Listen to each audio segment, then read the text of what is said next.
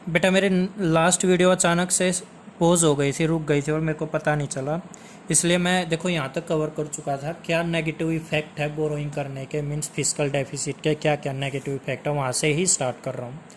देखो जैसे जैसे सरकार को ज़्यादा से ज़्यादा बोरोइंग करनी पड़ेगी, तो सरकार जब ज़्यादा बोरोइंग करती है तो सरकार लोन लेगी, वही लोन लेगी तो ज़्यादा से ज़्यादा इंटरेस्ट पे करेगी, जो सरकार के लिए अच्छा नहीं है, मीन्स हमारे देश के लिए अच्छा नहीं है। ज़्यादा से ज़्यादा ब्याज देगी तो एक तरीका हो रहा है सरकार के पास। क्या कर सकती है हमारी सरकार? आरबीआई को बोलेगी कि भाई ज़्यादा से ज़्यादा नोट्स छाप दे, नोट्स प्रिंट कर दे। आपको पता है आरबीआई करेंसी छापती है, नोट्स प्रिंट करती है। आप मेरे को एक बात बताना, अगर आरबीआई ज़्यादा से ज़्यादा करेंसी छाप देगी तो मार्केट में ज़्यादा पैसा आएगा। अब ज़्यादा पैसा आएगा तो लोगों के पास, जब ज़्यादा पैसा आएगा तो क्या करेंगे लोग? ज़्यादा से ज़्यादा चीज़ों की डिमांड करेंगे, और जब ज़्यादा डिमांड करते हैं तभी तो महंगाई बढ़ती है, तो मार्केट में ज़्यादा महंगाई बढ़ जाएगी, जो हमारे लिए ठीक नहीं है। हर चीज़ महंगी हो जाएगी।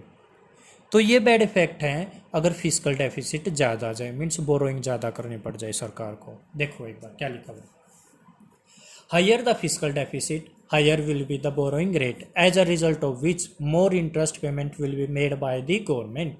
क्या बोल रहे हैं? जैसे जैसे ज़्यादा फिजिकल डेफिसिट ज़्यादा हो जाएगी वैसे ही बोरोइंग बढ़ जाएगी, जिसके कारण इंटरेस्ट पेमेंट भी ज़्यादा करनी पड़ेगी, और हमारी डिपेंडेंस फॉरेन कंट्रीज़ पे ज़्यादा बढ़ जाएगी, क्योंकि हम लोन विदेशों से भी ले लेते हैं। या फिर दूसरा कारण जो आरबीआई को बोलेगी कि भाई ज़्यादा से ज़्यादा करेंसी छापते। In case of physical deficit government में order to RBI for printing more currency, ज़्यादा से ज़्यादा करेंसी छापने के लिए बोल देगी। जिसको बेटा, जब आरबीआई को गवर्नमेंट करेंसी छापने के लिए बोलते हैं ना, उसको ना डेफिसिट फाइनेंसिंग भी बोलते हैं, याद रख लेना यह बात। जब आरबीआई को गवर्नमेंट ज़्यादा से ज़्यादा करेंसी छापने की बोलती है तो उसको बोलते हैं डेफिसिट फाइनेंसिंग।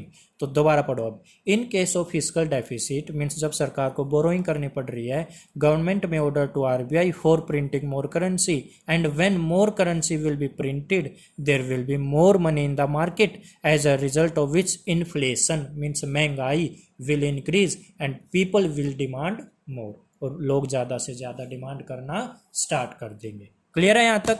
चलो अब आगे चलते हैं। नेक्स्ट जो मेरे को आपको चीज़ बतानी है वो है प्राइमरी डेफिसिट। प्राइमरी डेफिसिट का मतलब अब ये बताओ, इस साल हमें कितना नुकसान हुआ, इस साल हमने कितनी बोरोइंग करनी पड़ी है, ये बताओ। बेटा आप एक बात बताओ, अगर आप अब ब्याज ले रहे हो तो नहीं सॉरी, अब लोन ले रहे हो तो उसका ब्याज कब पे करोगे? अगले महीने या अगले साल। तो जब सरकार ब्याज लेती है ना, सरकार ब्याज पे पैसे लेती है ना, मीन्स जब सरकार बोरोइंग करती है ना, तो उसका इंटरेस्ट नेक्स्ट ईयर पे किया जाता है। ठीक है। अब मान लो मेरे को, सरकार को इस साल बोरोइंग जो करनी पड़ी उसमें 100 रुपए की बोरोइंग करनी पड़ी, मान लो सरकार को, उसमें से 30 रुपए तो ऐसे थे जो सरकार ने पिछले साल का ब्याज बन रहा था वो पे किया है, तो असली का इस साल का नुकसान कितना है? 70 रुपए नहीं है। तो ये होता है हमारा प्राइमरी डेफिसिट, इस साल असली में कितना नुकसान है। मैं कौन हूँ? सरकार, अपने आप को सरकार मान के चलना। इस चैप्टर में 100 रुपए लिए, जिसमें से 30 रुपए पिछले साल जो बोरोइंग की थी उसका ब्याज पे कर दिया 30 रुपए, तो इस साल कितनी बोरोइंग करनी पड़ी? 70 रुपए। ये है, ये क्या है? Primary deficit. तो फिजिकल डेफिसिट में से मीन्स अपने पिछले साल जो बोरोइंग की थी उसमें से अगर आप इंटरेस्ट पेमेंट माइनस कर दोगे तो आपका प्राइमरी डेफिसिट आ जाएगा। तो फॉर्मूला क्या बना आपका? Primary deficit equal to fiscal deficit minus interest payment. ठीक है। और ये इंटरेस्ट कौन सा होता है? लास्ट ईयर वाला होता है। जैसे 100 मैंने आपके बार लिए, 30 लास्ट ईयर का इंटरेस्ट दिया, इस साल की बोरोइंग कितनी होगी? करंट ईयर की बोरोइंग 70 रुपीज़। ठीक है। अगर मान लो मैंने इस साल 100 रुपये उधार लिए थे और 100 का 100 ब्याज पे कर दिया, पिछले साल वाला ब्याज, पिछले साल जो बोरोइंग की थी उसका ब्याज ही 100 रुपये बना, और अब की बार मैंने 100 रुपये ब्याज लिया, 100 रुपये उधार लिए थे, और उस 100 के 100 मेरे को पिछले साल का इंटरेस्ट पे करना पड़ गया। इस साल की नुकसान बताओ कितना है? 0 है, क्योंकि इस साल मैंने जो ब्याज लिया, जो मैंने बोरोइंग की भी है ना, वो किस लिए की है? पिछले साल का ब्याज पे करने के लिए, इस साल की नीड नहीं पड़ी मेरे को। ठीक है। आगे देखो बेटा, एक क्वेश्चन करा देता हूँ आपको।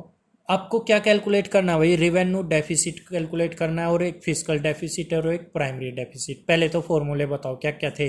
रिवेन्यू डेफिसिट का, रिवेन्यू है ना, तो रिवेन्यू एक्सपेंडिचर में से रिवेन्यू रिसिट माइनस कर दो, आपका क्या आ जाएगा, revenue receipt, sorry revenue deficit. और एक क्या है, फिजिकल डेफिसिट। ये कैसे निकलेगा आपका, फिजिकल डेफिसिट किसके इक्वल हुआ था, बोरोइंग के इक्वल हुआ था, याद है ना आपको। और इसका फॉर्मूला क्या था, याद दिलाता हूं आपको। अगर आप टोटल एक्सपेंडिचर में से माइनस कर दोगे टोटल रिसिट, तो आपका क्या आ जाएगा, फिजिकल डेफिसिट। और इसमें बोरोइंग हटा देते हैं क्योंकि बोरोइंग इक्वल होती है फिजिकल डेफिसिट के। और प्राइमरी डेफिसिट अभी पढ़ाया मैंने आपको, physical deficit minus interest payment. देखो क्वेश्चन क्या है, आपको रिवेन्यू एक्सपेंडिचर 100 दिया, capital expenditure 60, borrowing 90, interest payment 30 आपको, और रिवेन्यू रिसिट 80। आपको क्या निकालना, पहले रिवेन्यू डेफिसिट। क्या formula, revenue expenditure minus revenue receipt. अब रिवेन्यू डेफिसिट कैसे निकाल दोगे, देखो एक बार, रिवेन्यू एक्सपेंडिचर कितना है, revenue expenditure 100 minus revenue receipt कितना 80, ये आ गया 20, ठीक है। आगे फिजिकल डेफिसिट निकालना, इक्वल टू बोरोइंग। बेटा निकालने की जरूरत ही नहीं है वैसे तो। क्यों नहीं है, क्योंकि अगर आपको बोरोइंग दे रखी हो ना, तो फिजिकल डेफिसिट की इक्वल आती है वो। देखो बोरोइंग दे रखी है तो ये फिजिकल डेफिसिट की इक्वल है, ये आंसर आ गया। एक है प्राइमरी डेफिसिट। वैसे एक तरीका और है, total expenditure minus total receipt कर दो। टोटल एक्सपेंडिचर कितना है यहाँ पर देखना एक बार।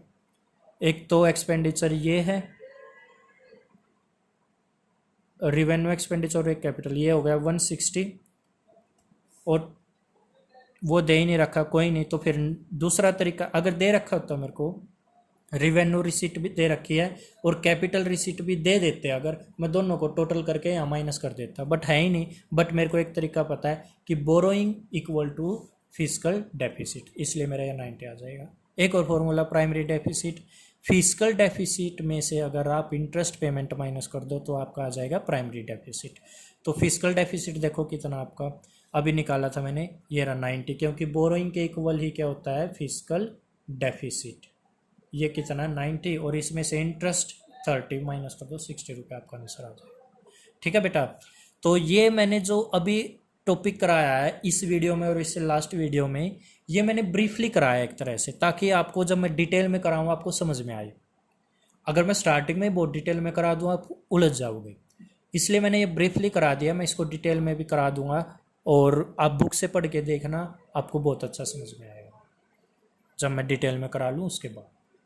ठीक है बेटा, थैंक यू।